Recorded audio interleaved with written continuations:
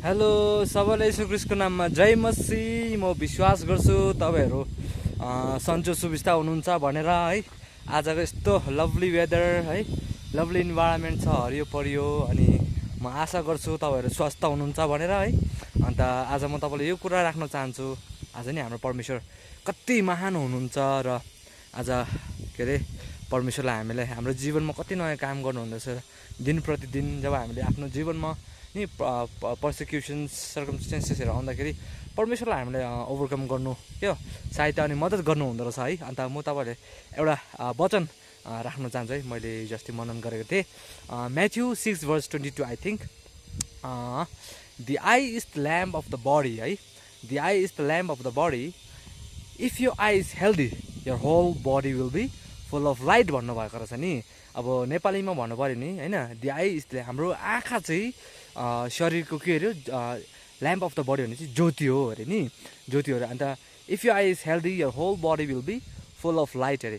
यदि हाम्रो नि आँखा शरीरको आँखा नि ज्योति हो अरे। अन्त अनि के भन्छ, यदि हाम्रो त्यो ज्योति चाहिँ एउटा स्वास्थ्य छ भने त्यहाँ हाम्रो जीवनमा के हुनेछ, एउटा प्रकाश भएर बल्ने छ अरे भने नि, प्रकाशित। अब त्यो नि अब हाम्रो आँखा चाहिँ एकदमै हेल्दी छ भने चाहिँ के हुनेछ, एकदमै ब्राइट हुनेछ, एउटा उज्यालो हुनेछ अरे। त्यसरी नै हाम्रो जीवनमा कोही बेला त्यस्तै नि अवस्था हुन्छ, अप्स एन्ड डाउन्स हुन्छ है। अहिले जीवनमा नि अब परमेश्वरले हामीले जीवन दिनु नसकेपछि त्यस्तै हुन्छ नि, तलमाथि के हो घटे कमी धेरै हुन्छ। अनि त्यसले गर्दाखेरि हाम्रो सर्टकमिङ्स विकनेसहरू चाहिँ हामीले परमेश्वरमा राख्नुपर्छ। यो कुरा चाहिँ प्रभुलाई माग्नुपर्छ, के हो घचघचाउनुपर्छ, पवित्र आत्मालाई के हो माग्नुपर्छ यो कुरा। आज नि फादर प्लिज डेलिभर मी नि from all that wrong doings, from all that sins भनेर के हो। अनि म आज तपाईँलाई यही भन्नु चाहन्छु कि हाम्रो जीवन चाहिँ एउटा पाप रहित भएर जिउनु पर्ने हुन्छ। किनभने यीशु मसीहले पनि त एउटा नि हुनु त हाम्रो यीशु मसीह इज अ सिनलेस होइन। आवर जिजस इज सिनलेस होइन। अनि त्यसरी नै हामी पनि एउटा सिनलेस हुनु प्रयास गर्नुपर्छ हामीले है।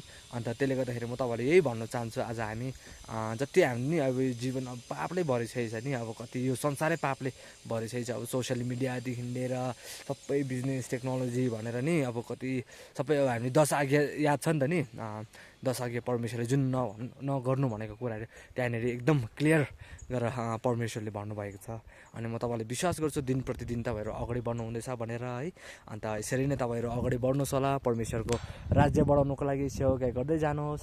अन्त यसरी नै यहाँनिर जस्तो रोड छ नि, अब यस्तो नि हाम्रो डेस्टिनेसन परमेश्वरले खोल्नु हुनेछ क्या, जुन यो रोड तपाईँले देख्नुहुनेछ होला है। अनि यो यसरी नै परमेश्वरले हाम्रो मार्ग बनाउनु हुनेछ। अनि जस्ट एउटा इलाबोरेसन इलास्ट्रेसन दिएको तपाईँलाई है। म तपाईँलाई यही भन्न चाहन्छु। हुन्छ, सबैजनालाई जय मसीह। Have a blessed day and thank you for watching है। मेरो च्यानललाई like comment share and subscribe गरिदिनुहोस् होला। सबैलाई जय मसीह। सरी एउटा हातले गरेँ है। Have a blessed day, take care, god bless you all, thank you.